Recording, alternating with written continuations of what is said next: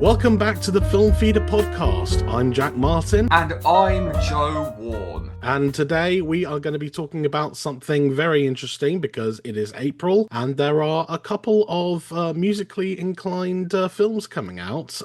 Yes, that's right. What we're doing is essentially a battle of the bands, or music biopics in this case. Yes, because first of all, we have California Schemin, which is the directorial debut of James McAvoy.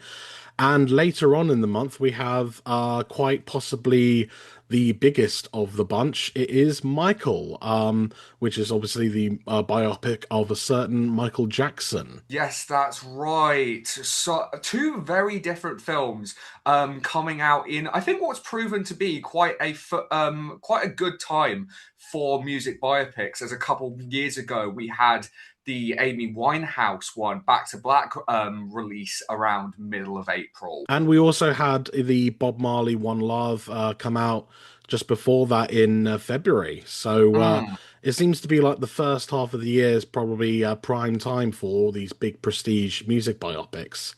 Mm. But today we are just going to be taking a look at just the basic things that surround a lot of music biopics because a lot of them tend to falter, whereas very few others actually succeed, and we'll be Mm. discussing those today. But in terms of like Michael, for instance, which I like to call Bohemian Rhapsody, is it's going to be interesting because I mean the Michael Jackson. I mean, it's obvious that even in death, Michael Jackson is still as big as ever, if not even more so, because so many people tend to exploit his image even in death, which is pretty grim now you think about it. But this is obviously the first major movie to be sanctioned by the Jackson estate and is obviously been officially approved. And that's got some people concerned because when the people closest to the actual person have like mostly creative rights to the movie, then things are most likely going to get rather sanitized, shall we say. I mean, again, we've seen this. I mean, the most obvious example is Bohemian Rhapsody, which was officially sanctioned by the remaining members of Queen, and that became the divisive movie that it is. So, I mean, what are your thoughts on that? Do you think that Michael is in danger of meeting the same fate? Well, I think before we discuss any of that, I think it's very certain that Michael, it's going to be a hit, regardless of any of the controversy that surrounds Jackson, his image, because of just how many people still have such a fond memory of him and his music over the last few decades. But I think in terms of the film itself, I think, yeah, the fact that it is very much from the same creative team as Bohemian Rhapsody, with John Logan as screenwriter, writer, Graham King producing. Yeah, I feel like that is very much my cause for concern going into it. And again, with the estate playing such a key role in its development, there is the worry that it may sanitize or sidestep, again, many of the controversies just to deliver a safe nostalgia baiting portrayal of those golden years of his career. I mean, Bohemian Rhapsody did do this, but at least attempted to also explore Freddie Mercury's AIDS diagnosis, even if it didn't do it very well. But yeah, that felt like it was a Queen film made by Brian May and Roger Taylor.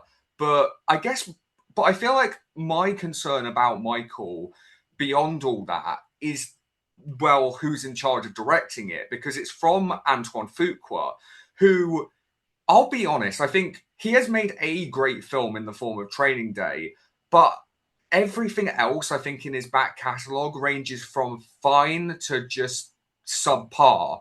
When you have things like his remake of The Guilty, the Equalizer trilogy with Denzel Washington, Shooter with for instance. So yeah, I think I think this is very much going to be one where I am not surprised in the least of how it's going to turn out, but yeah, I think of the two, it's the one that won't be receiving my vote this month. Probably not. I mean, again, with going back to who made it, obviously you have Antoine Fuqua, the director. John Logan is the screenwriter. Actually, slight correction. I believe it was Anthony McCartan who Yes, wrote Bohemian sorry. Rhapsody. That was my mistake. I apologize. No, it's all good. No, that's all absolutely fine. But yeah, but you're right. Graham King definitely produced both of those, and obviously he's doing Michael as well. It's interesting. I think that I'm not against a Michael Jackson movie in theory. I mean, honestly, it surprises me that it's taken this long to actually get a movie about his life out there, like officially Yes, sanctioned and all that. yeah, especially considering that he himself has already made big screen appearances. If you like remember Moonwalker, for instance. And his cameo in Men in Black 2, lest we forget. Yes, I mean I've been trying to blank that out.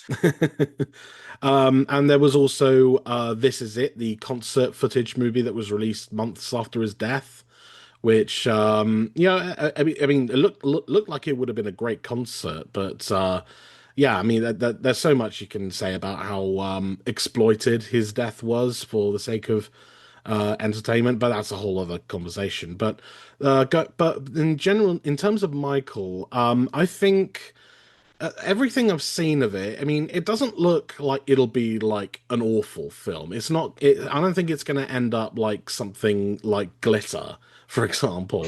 Or Wouldn't that be from some Justin to Kelly, if we're awful? Just talking about yeah. yes, big vanity projects produced solely for the sake of the pop star fueling them. Yeah, yeah, kind of like Moonwalker in that regard.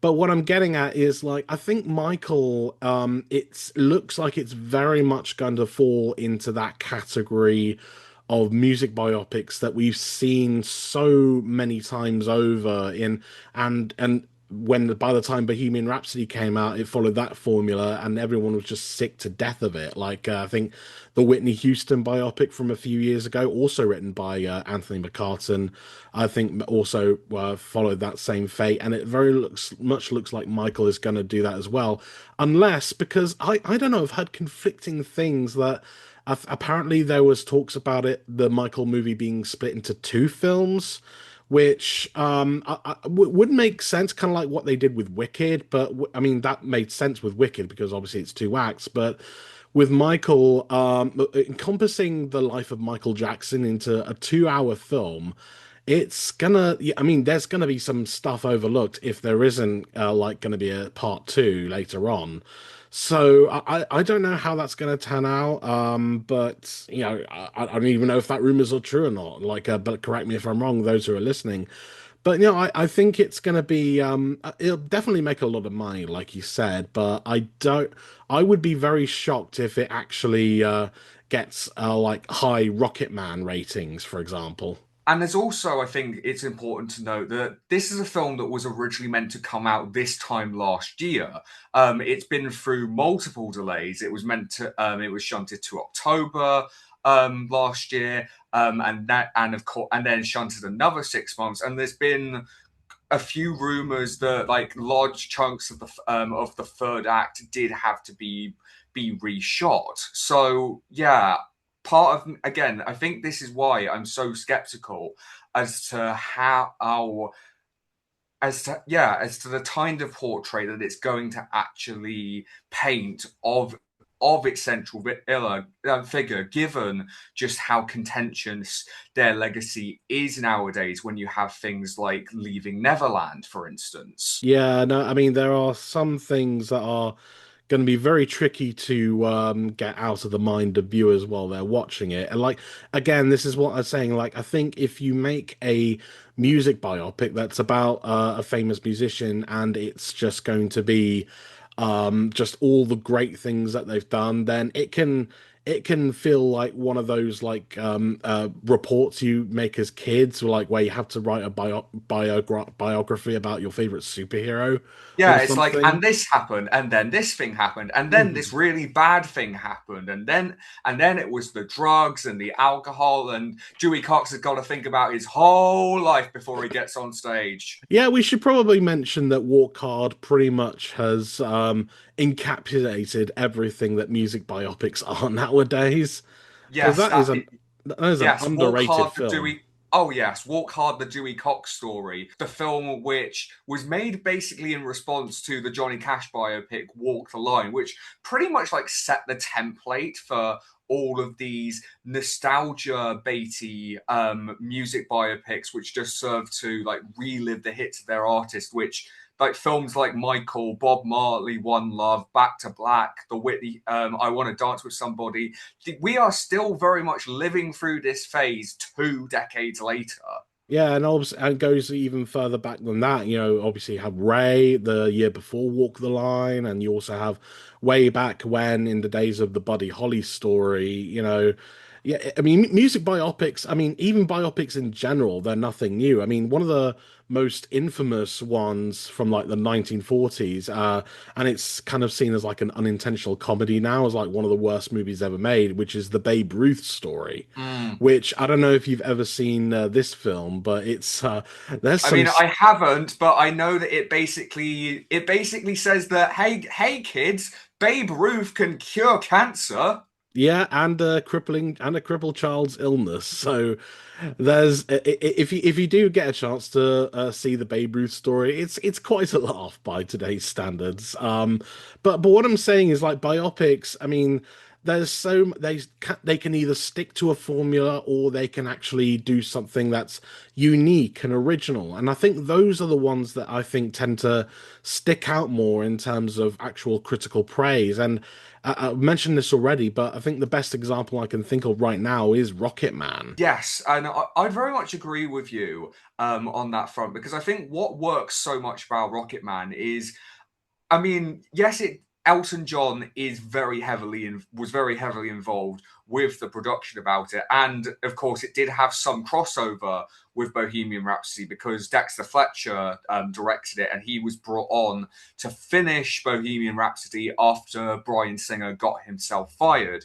But I think what works so well about Rocket Man, I think what makes it, I think, one of the best examples of a music biopic in the last decade is one, it is not trying to be. I mean, it is very much utilizing the nostalgia of Elton John's music, but it is not trying to be a nostalgic celebration in and of itself. It's a very warts and all portrayal, like especially when it comes to tackling John's vices during that period of his career in the 1970s regarding the alcohol and the drugs and the sex addiction. But at the same time as well, it's also not a film that resorts to that typical structure of the music biopic where it is just like rattling off the facts and everything, because it uses the songs out of sequence that essentially it structured itself like a musical to like bring that wicked comparison back into it. And I think that's what makes it such a standout example, both in the genre and as a film in its own right. And to add to that as well, in terms of more recent films, I would say Better Man is another great example because, again, Yes. it's Robbie Williams, very similar to Rocket Man. It's a warts and all thing. Doesn't shy away from all the drug abuse and everything, but he's doing he's cast basically not like a big name actor, but someone in a motion capture suit as an ape, as a chimpanzee. And that right there alone is like, I mean, yeah, sure, it's a gimmick, but it's a gimmick that works because I mean, for one, it's not pleasant seeing a CGI monkey like snorting a bunch of cocaine and like shooting up heroin and stuff like. But so that shit is actually really sad. But there is genuine passion and heart to Better Man as well, and there is in Rocket Man as well. Again, both are films that have the artists themselves very heavily involved, and both in both cases could so easily have just been like a vanity project, like propaganda piece, but they really kind of they made themselves vulnerable in the sense that, like, yeah, this is who I am, flaws and all, and I'm going to show you those flaws, and it's down to you as to whether or not you can accept those or not. But please don't, because there's some horrible stuff that we did in our day. Yeah, I think what helps is the fact that I think both Elton John and Robbie Williams, they know how to send themselves up and take the piss out of themselves a little bit. You only have to look at Elton John's cameo that he had in Kingsman: The Golden Circle as proof of that. But on the note of Better Man, like, I still think, like, even though it's been like over a year since it came out, that is one of like the biggest cases I think I've seen of a film that I had absolutely no interest in whatsoever. Because, like, that's not to say that I don't like take that songs, but just have absolutely no feelings one way or the other. I had no feelings one way or the other to Robbie Williams as a public persona, because he was very, that era of like 90s boy band was like before my time. But I was completely taken aback by how invested it was able to make me in Robbie Williams as a person, as a public personality. I think that the sequence of set to She's the One, which goes through his tumultuous relationship with Nicole Appleton, that is absolutely heartbreaking. And yeah, like, very much like, again, a great use of that like musical structure, like, to, yeah, to enrich what would otherwise be a normally structured narrative. As someone who did grow up when Robbie Williams was massive as a solo star, like, he was everywhere, man. Like, I mean, Rock DJ was always on the radio, and as all his other tracks as well. And that's another great sequence. That whole one shot Mm. thing set to Rock DJ and Better Man. It's sublime. But no, I think it's great because, like, those kind of films, like Better Man, Rocket Man, those ones that do are much edgier. They are pushing themselves to certain limits, and the audience as well. And they are about things rather than just showing the person's life. And I think that's a trap that a lot of music biopics do fall into, because a lot of them do have this very um I don't know, how would you describe it? Like, this very sanitized view of. Yeah, that was actually going to tie into to something I wanted to mention, because, like, oh, it to this day, it still frustrates me the fact that Rocket Man only got one nomination at the Oscars, which it did win for like best original song. But the fact that after Bohemian Rhapsody's, quite frankly, undeserved dominance the previous year, the fact that it came up absolutely short when it was like a far more daring and challenging biopic. And the same thing with Better Man, which again was basically didn't get much traction in the awards season, despite being like prime Golden Globes bait, basically. I don't mean that as a bad thing, but yeah, just the fact that when you have films like these that are trying to push the envelope, but then you have something like Bohemian Rhapsody, or to some extent Elvis, that do end up, or Maestro, that end up becoming Oscar darlings. Like, sure, they may not come away with many wins, but they still get the nominations, and I think that's what makes their presence, I think, still a bit contentious to this day. I mean, you only have to look at Kate Hudson getting in nominated for Song Sung Blue in this year's race, and just how much uproar that caused, that proof that this is still happening. Yeah, and I think there is a tendency by the Academy to really favor, when it comes to music biopics anyway, tend to favor very safe, very formulaic versions. And I think it really boils down to the popularity of the musician themselves. I mean, Queen.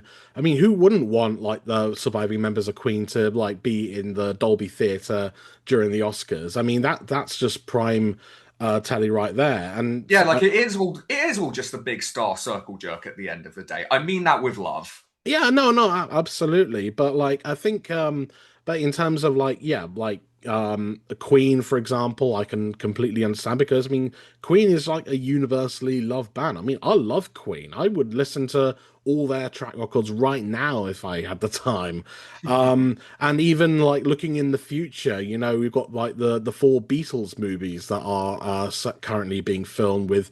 Yeah, that's a whole experimental thing by Sam Mendes. Four movies Yeah, all at once. which I'm expecting is going to do absolute gangbusters when that eventually comes out. Yeah, because it's the Beatles. I mean, you can't say music in without mentioning the Beatles. Like Yeah, they are that huge. yeah, but I I think where I stand on this is I honestly think that it is in some instances it's fine to have a traditional structure if the act isn't on the same level of popularity or as well known as people like like the Beatles or Queen or Elvis etc. That's not to say that Elvis didn't try to do its own thing, but I'm personally like not a big fan of Baz Luhrmann style in most instances anyway. And I think for me, like as soon as I heard Doja Cat playing in a scene set in the 1950s, that was like the moment that was like, yep, this is a bad Baz Luhrmann film. I've been turned against this. I mean, I'm not really into Baz Luhrmann myself either, but I was really shocked by how much I personally enjoyed Elvis. In fact, that's a biopic that I mean it is kind of doing something very formulaic, but also doing it in a very heavily stylized way. Going a direction like having Tom Hanks narrate it, doing all this so I'm surprised, honestly, that it got as much traction as it did with the Academy, even though it ended up winning nothing in the end. But I think more films like I think Elvis was a rarity in that I think it's more because Baz Luhrmann is such a respected figure. I mean, regardless of what you may think of his style or his movies, because I'm not the biggest fan of Moulin Rouge. I'm not even that into like his other stuff like The Great Gatsby or Romeo and Juliet. So I do consider Elvis to be one of his better films, to be perfectly honest. But in terms of just overall favorability, I mean, it's obvious that these movies, even though they don't always get great reviews because people say how predictable, formulaic they are, they obviously still have an audience. I mean, Bohemian Rhapsody went on to make, I think, close to, if not over $1 billion. Yeah, like it was the highest grossing biopic before Oppenheimer came Mm. out. And I think Michael is pretty much bound to do the same, as will those Beatles movies. But like, so there's obviously still that audience, whether it's it's most likely just the nostalgia base at this point, especially for Michael. I mean, because I mean, I was listening to a bunch of Michael Jackson songs the other day, and you know what? They're still really good. These are great songs that he has on his. I mean, Thriller is fantastic. Don't Stop Till You Get Enough. All these tracks. I mean, it would be cool to hear them kind of like be played again in the mainstream, but again, I'm not predicting that it's going to be like anything different to what we've seen before, which is why I'm actually much more excited for California Schemin' rather than Yes, I am for same. Michael. Yeah, this has been one of my most anticipated films of the whole year, pretty much. And I think has the biggest difference in terms of I think the way that the films have been marketed is I think like this isn't really focusing on the fact that it is a biopic. For those who don't know, this is based on the true story of Syllable and Brains, who were a Scottish hip hop act who, in the early 2000s, they pretended that they were actually from California, fake American accents at all. and all, and got themselves a touring contract with the likes of Eminem in the hip hop scene. And yeah, it's the fact that yeah, the marketing for this has very much played up the fact that it is a true story or a true lie in this case, which rather than your traditional biopic, which I think has just made it seem more interesting. Now, both of us haven't seen either of these films at this point, but I'm just interested to know the circumstances of. Obviously, there will be some artistic license present, but just how exactly was this allowed to happen and for so long at that? That is, I think, the angle that makes it appear as interesting as it seems like it's going to be. Honestly, it reminds me of another really great movie that I saw a couple of years ago, really loved, which was Kneecap. Yes, I was actually going to mention. I wanted to mention Kneecap because, again, I think even though that film is like follows a very like traditional structure, the fact that the band members are actually playing themselves in it and doing a really great job Yeah, at that, they're might I genuinely add. great actors. Yeah, I'm usually quite iffy when someone plays themselves in a movie, like The Weekend in Hurry Yeah, Up or Tomorrow. even further back when you had Clint Eastwood with his 1517 to Paris, where he thought, oh, I'm going to cast the actual people who stopped this attack to play themselves in it. And look how that turned out. Yeah, yeah, and same with Hurry Up Tomorrow. But no, those members of Kneecap. I can't remember their names. I don't think I can even pronounce them. So, but they are great in that movie. I genuinely really loved that movie. That was one of my favorite films of that year. Same. But what I'm getting at with California Scheming is that it seems to going for that very a similar tone, like not maybe not quite as heavy in some regards, but it's definitely much more of a humanist tale rather than just like all the rags to riches stuff that you usually see in these kind of biopics. Yeah, and I think at the end of the day, like you have even with ones that are milking nostalgia, they have to be able to have something that makes them stand out, which again is what I think is why Better Man and Rocket Man have gone down, I think, the best out of these kinds of films in recent memory. Because like even because I remember a couple years ago when Back to Black was coming out, the bus advertisements were everywhere.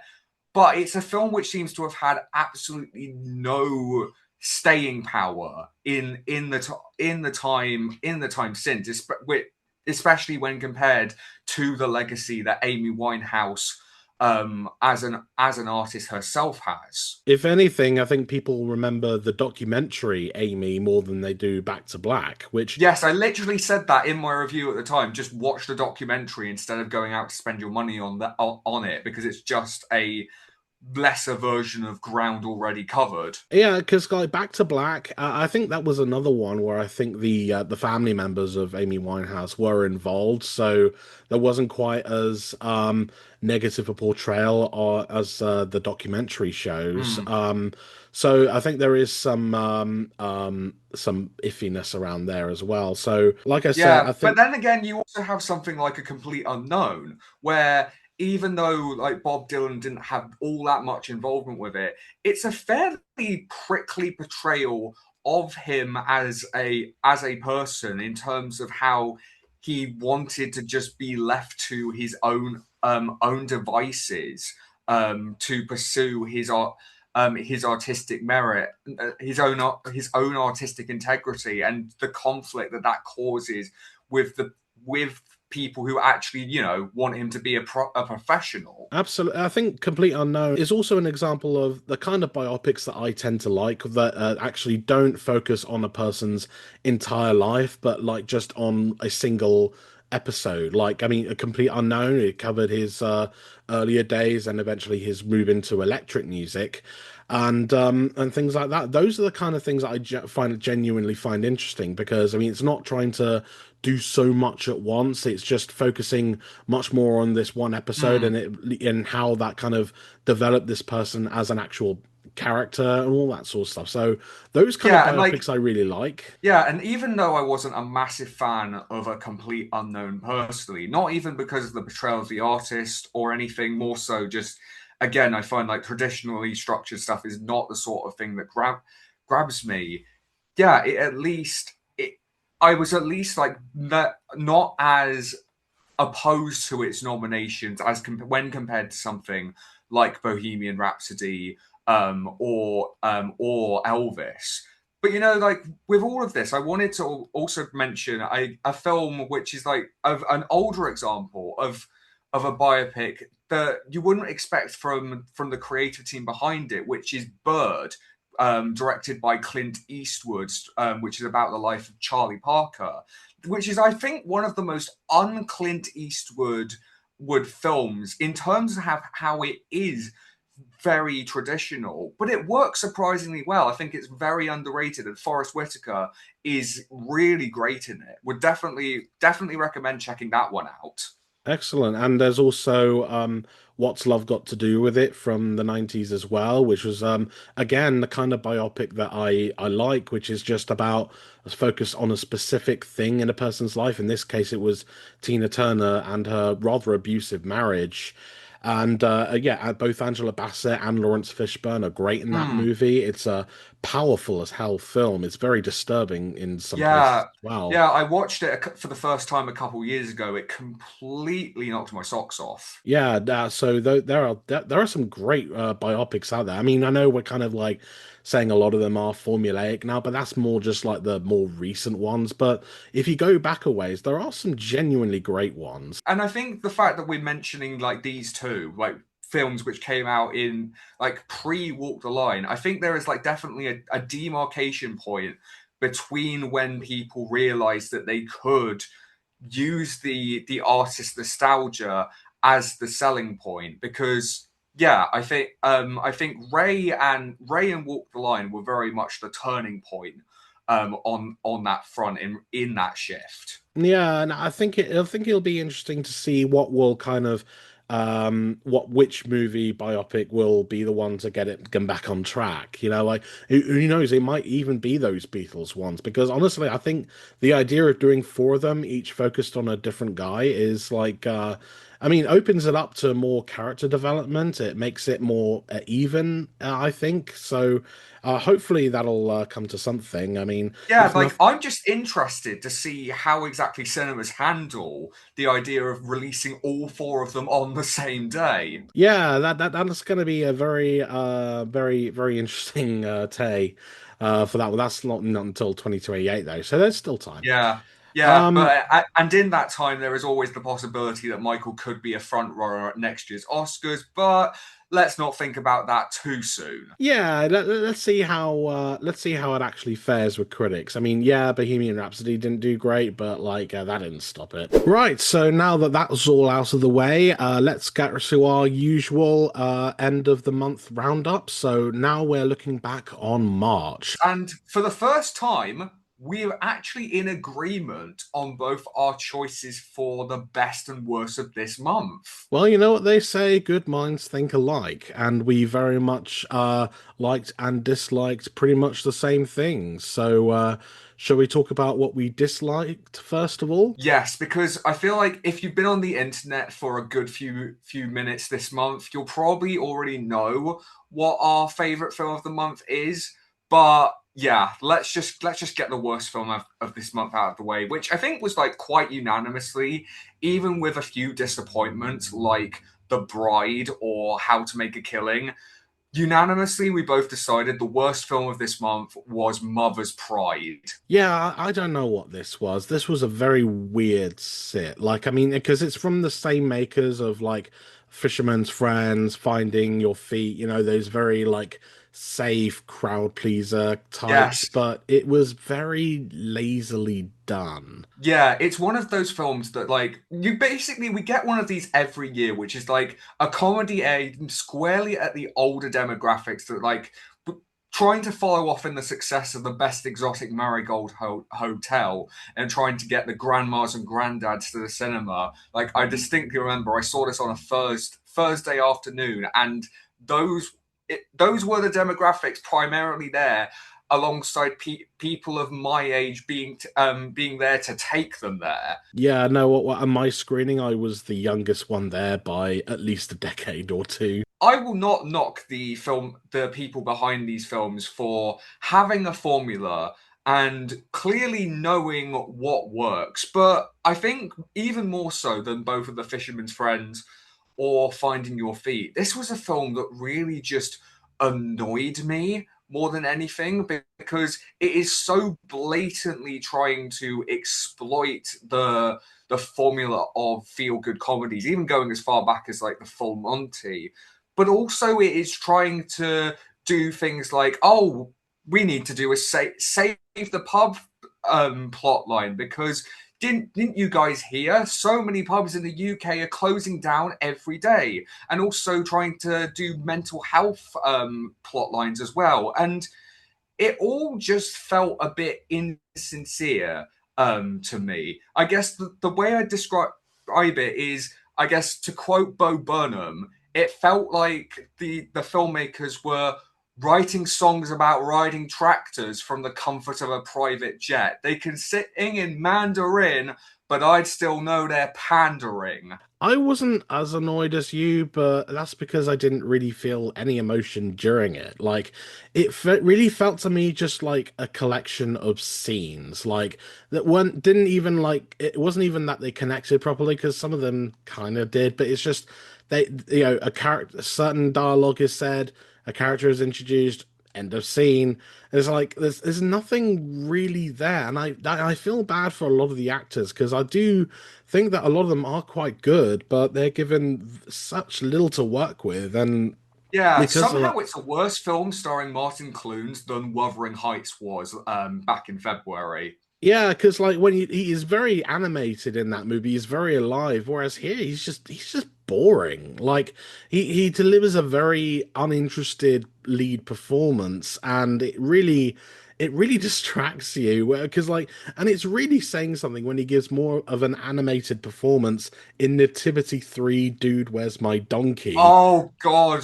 In fact, speaking of Nativity Free, Dude, Where's My Donkey? It's also a film which has some really terrible location doubling, because honestly, some of the most fun that I had watching it was trying to work out where in and about the southwest UK it was filmed in.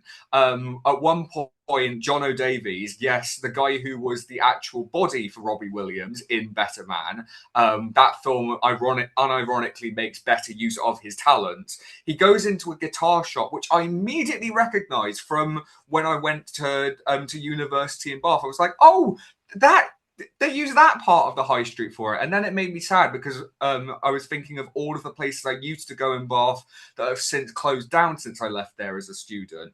And also, I think the most unintentionally funny moment of the year so far was when they use the Bristol Aquarium with its IMAX screen, the exterior of it, as part of London, but forget to take part of the signage for the aquarium down.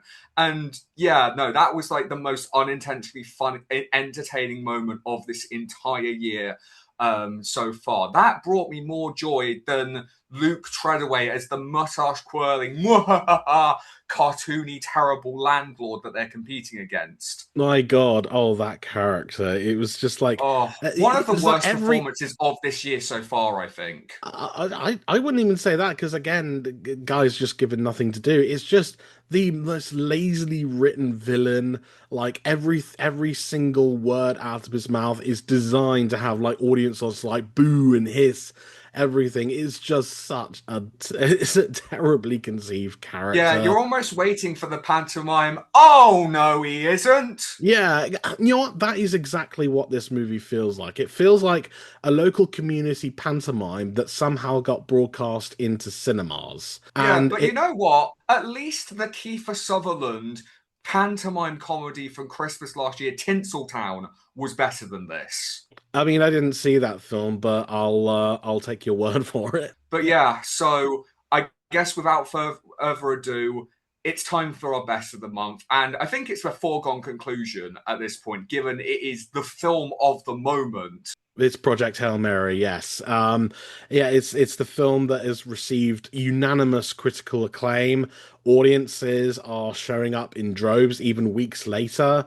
Like it's had an amazing weekend drop in terms of how much it's earning at the box office every weekend. I mean, it is a bona fide crowd pleaser, and people are really responding well to it. I'm so glad because this is the first five-star film of the year for me that was released properly in 2026 And because same for me as well. And it thoroughly deserves all of the success that it has been getting. Like, even though I've only seen it once thus far, it's a film I just haven't been able to stop thinking about since I saw it. It is a film that delivers on everything that you could possibly want from a film, from a cinema experience, from everything pretty much. the first time I saw this movie, I actually did see this movie at the BFI IMAX in London, Waterloo. So I did actually get to see it properly from the 70 millimeter projection. And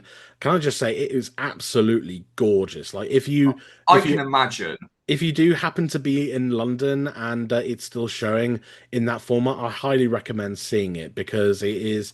I mean, I really enjoy that kind of old that 70 millimeter projection kind of aesthetic anyway. But there's something really beautiful in how it's utilized here. You know, just the cinematography by Greg Fraser is astonishing, so colorful and just gorgeous to look at, and Yeah, and it also delivers perhaps the best supporting character of the year, like to where I genuinely want to know if it's possible to get a puppet a supporting actor nomination. same, because Rocky is one of, I think Rocky, when it comes to the end of the year and we're looking at like the best characters and moments from this year and everything, Rocky is going to definitely be amongst that crop.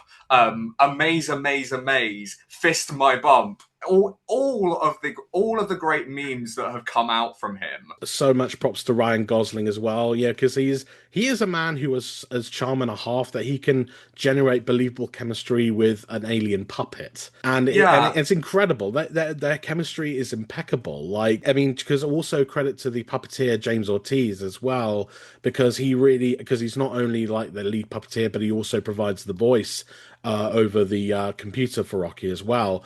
And it's a great performance because I mean every single movement, every single word he says, whether it's in broken English or whatnot, it feels so alive and it feels genuine, and you feel yeah. so much compassion for this character, and by the end you're just like really rooting for him and Ryan Gosling to just kind of well not end up together, but like uh, be in each other's lives, shall we say, without getting into spoilers, just in case anyone's Yeah, still not seen it. like yeah, it's a film that like very much it gave me hope for cinema, for just the future of this medium, and that's something that we really all need right now. And also, I want to just very also quickly shout out, as I think her performance is definitely going to get lost in the shuffle amidst the Gosling and Rocky discussion. Sandra Huller as well, who delivers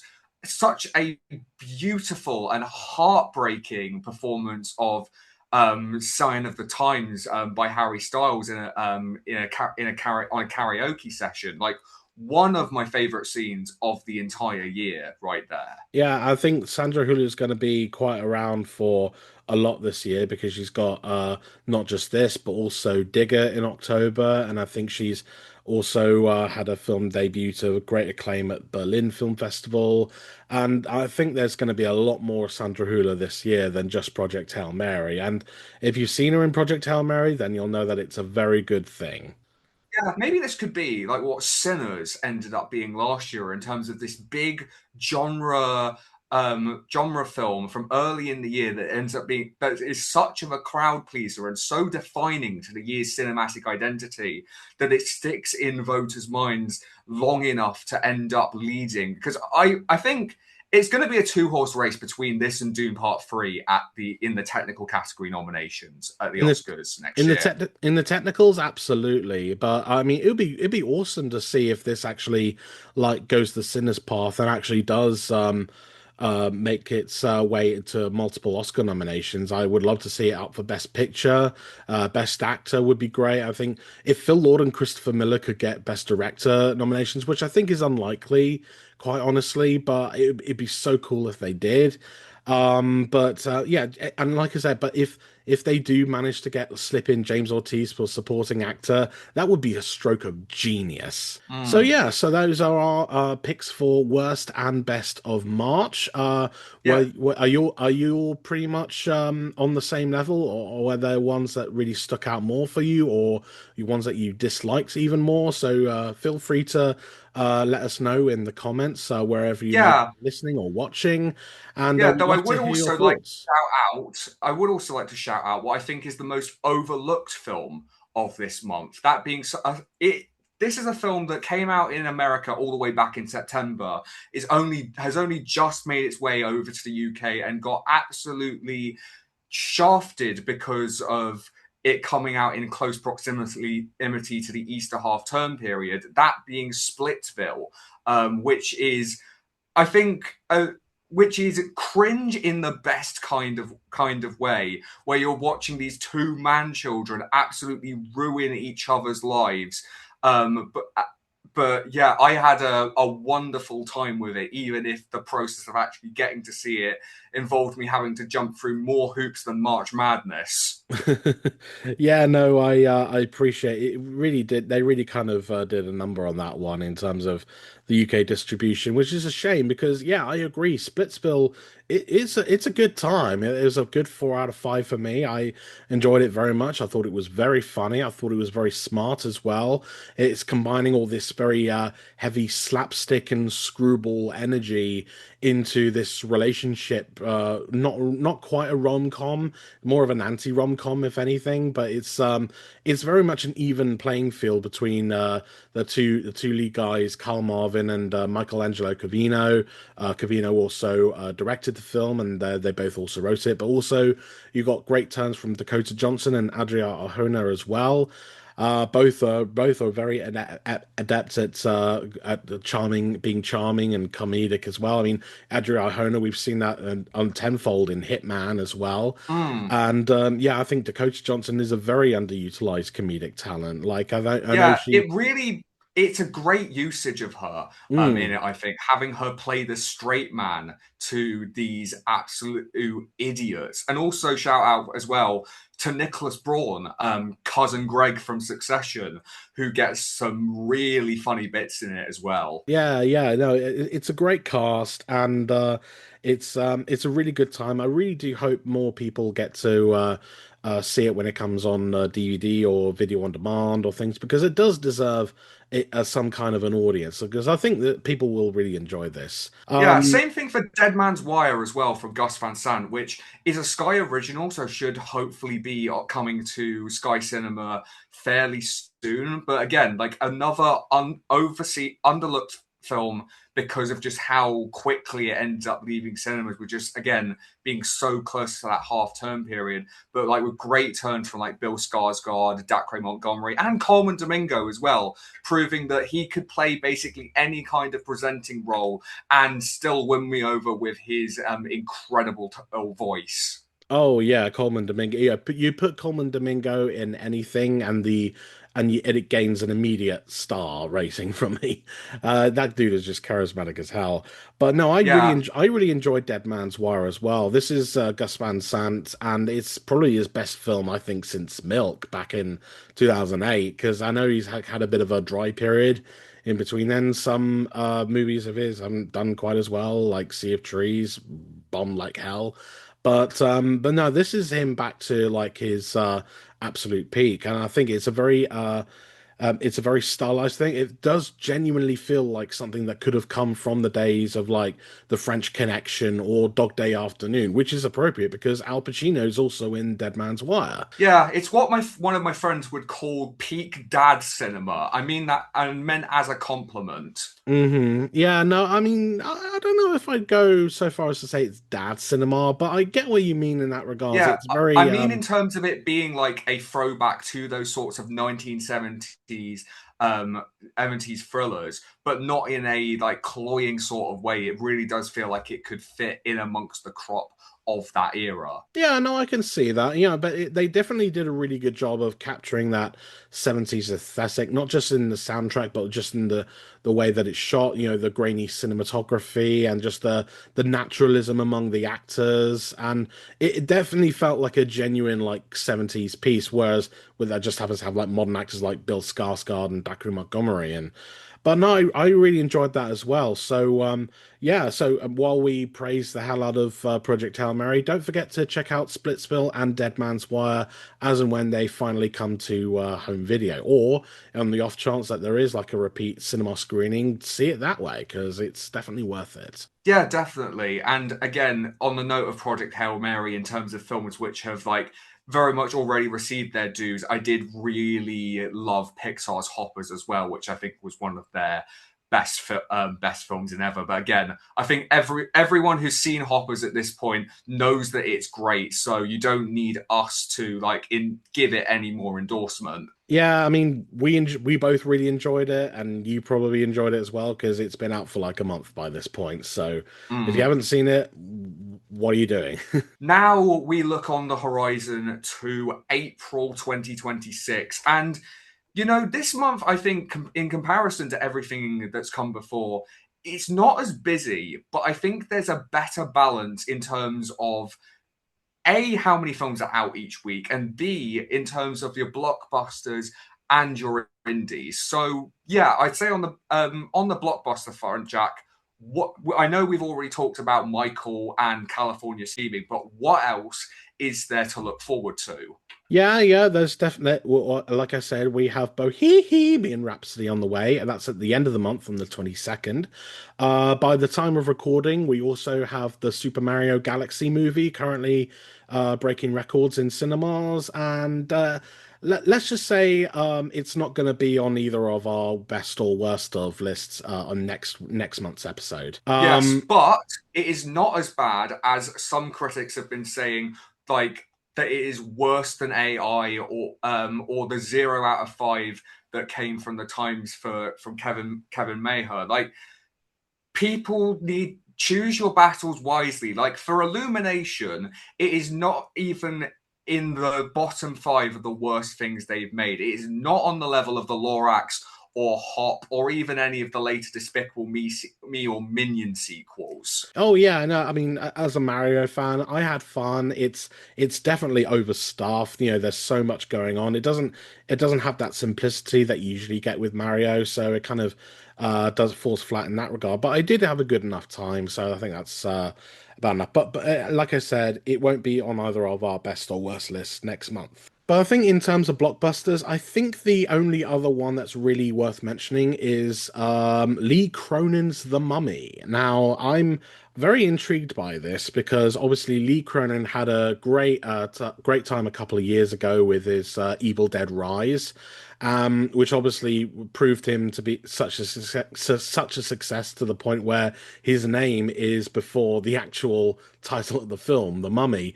Which this is not like Mummy's Past. This isn't like a Brendan Fraser action vehicle, nor is it even a Tom Cruise Dark Universe launch pad. It's much more of a grounded horror in the same vein as The Invisible Man from a few years ago. Like this is much more of a creepy supernatural horror, which I think is an interesting way to go about it. It'll be interesting to see how Lee Cronin pulls it off, but yeah, in terms of blockbusters, I think those are like the big ones. But Yes, but there's also the drama, which is also just been released. I know that like straddles the line, but considering the star power of Robert Pattinson and Zendaya that has like buoyed it, yeah. Again, that having seen it, I think there is a depending on how the rest of this month goes, it could very well end up being my film of the month. It could well, but there's also other ones that could surprise. You know, there's You, Me, and Tuscany, which is a new rom-com with Halle Bailey and Regé-Jean Page of Bridgerton Mm. fame. That's coming out, as is Undertone, the creepy horror film from A24 that's finally coming to UK cinemas as well. The Stranger, I also want to highlight as well. This is the latest film from Francois Ozon. Now, I actually did get to see an advanced screening of this, and I was very impressed by it. And my review, which will be published a few days after this podcast comes out, I actually tend to trying to look at it from more of a neurodivergent perspective. So I thought that was kind of an interesting angle to go from, and I think I managed to come away with some interesting results. So you Yeah, can. and also, didn't you get featured on a poster I recently for one did. of your reviews? I did. Film Feeder is on a poster, more specifically, the UK quad poster for Exit 8, which is the new Japanese video game adaptation. It's distributed over here by Vertigo Releasing, but it's also done by Neon in the States. But this is so I caught this at the London Film Festival last year. And it's a very creepy film. So it's basically, for those who don't know, Exit 8 is basically like an online game where basically you have to go through this endless repetitive maze of like the same underground subway station, and you have to like spot anomalies, like maybe someone's walking weird, or maybe there's some weird things on posters or something. And if you miss it, or if there is something goes wrong, then you always end up back at the very beginning. And it's really creepily done. Like it's very well shot. There's a lot of long takes, and the overall vibe is just really chilling. Like it is genuinely quite a. I wouldn't say it's like a truly like horrifying experience, but it is definitely unsettling. And so, but yeah, my 4-star review of it, you know, obviously got some attention because now Vertigo Releasing have put it on the poster, which is actually really cool. Like just seeing Yeah. 4 stars dash film feeder, it's just like, wow, made it, Ma, top of the world. Oh, and I mean that certainly like raised my interest in seeing it, especially because I feel like I've started to get a bit bored in terms of like the A24 sorts of horror. Like I'm not particularly feeling Undertone from any of the marketing I've seen of it. So yeah, I that is it's very much on my radar, and there's also plenty going on in terms of the indie scene. This month we have Jim Jarmusch returning with his first film in over half a decade with the anthology Father, Mother, Sister, Brother, which also played at London Film Festival this past year, as did something that I got to see while I was there, Rose of Nevada, which is the new film from Mark Jenkin, the third part of his trilogy of Cornish horror after Bait and Ennish Main, which is also his starriest project to date, with George McKay and Callum Turner leading it. So that's definitely one worth checking out if you like horror that is a bit trippy, a bit of a with a bit of a mystery box element to it. But you've also got Rebuilding, starring Josh O'Connor, which is also the first project for Amy Madigan since her Oscar win for Weapons. So yeah, that's had a lot more profile for it. Mother Mary from A24, with directed by David Lowery of The Old Man and the Gun and The Green Knight, starring Anne Hathaway and Michaela Cole, with original music done by Charlie XCX, who is having her moment, the moment even. Kiss of the Spider Woman's finally getting released over here. That is Bill Condon's adaptation of the stage musical version of the 1985 film starring William Hurt.